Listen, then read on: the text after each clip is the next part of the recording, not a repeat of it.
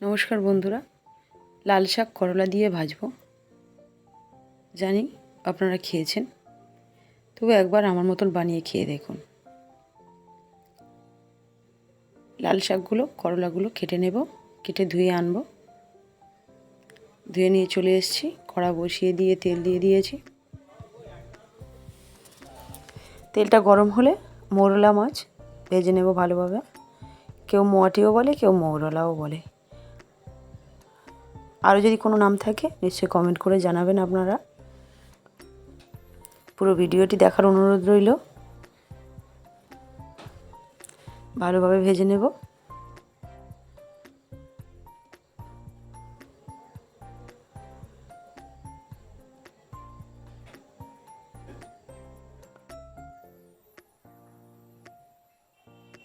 ভাজা হয়ে গেছে, তুলে নেব। তুলে নিয়ে আবারও কড়াইয়ে তেল দিয়ে দিয়েছি, তেজপাতা দিলাম আর পেঁয়াজ কুচি দিলাম, কাঁচা লঙ্কা কুচি,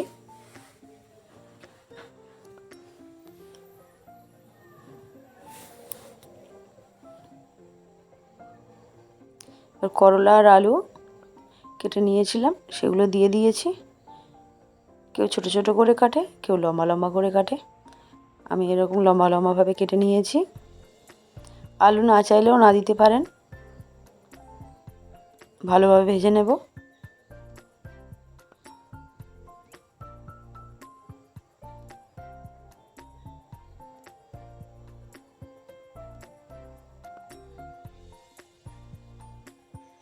হলুদ গুঁড়ো,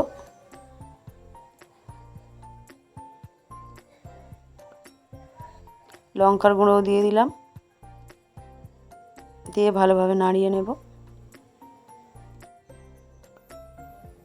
অল্প আঁচে করতে হবে, না হলে ভাজাগুলো পুড়ে যাবে। লবণ দিয়ে দিলাম, ভালোভাবে নাড়িয়ে নেব।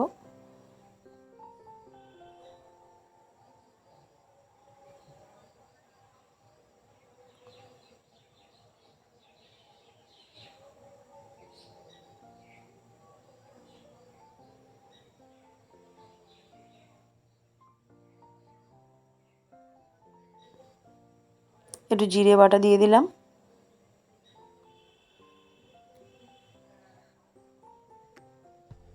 দিয়ে ভালোভাবে নাড়িয়ে নিলাম। এবারে শাকগুলো দিয়ে দেব।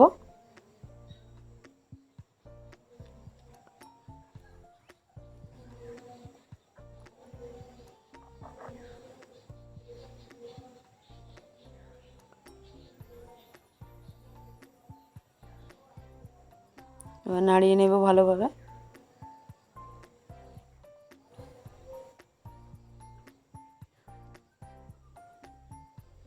এইভাবে একবার বানিয়ে খেয়ে দেখুন, আপনাদের ভালো লাগবে।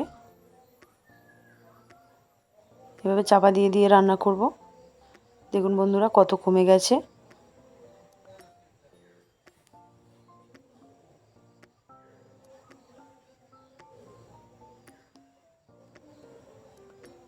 এভাবে চাপা দেব আর নাড়াতে থাকবো কিছুক্ষণ।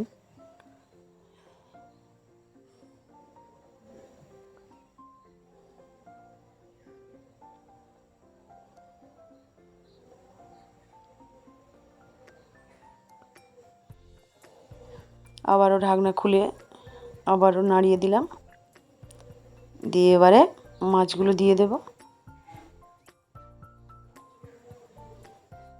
মাঝখানটা একটু খালি করে মাছগুলো দিয়ে একটু চাপা দিয়ে দেব।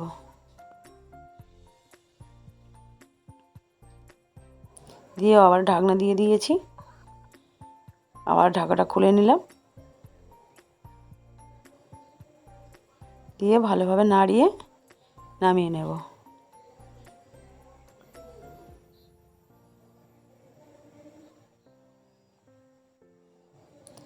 হয়ে গেছে বন্ধুরা, নামিয়ে নিয়েছি। এভাবে একবার বানিয়ে খেয়ে দেখুন, আপনাদের নিশ্চয়ই ভালো লাগবে এবং কমেন্ট করবেন এবং শেয়ার করবেন। নমস্কার বন্ধুরা, এতক্ষণ ভিডিওটি দেখার জন্য অনেক ধন্যবাদ। ভালো থাকবেন, সুস্থ থাকবেন।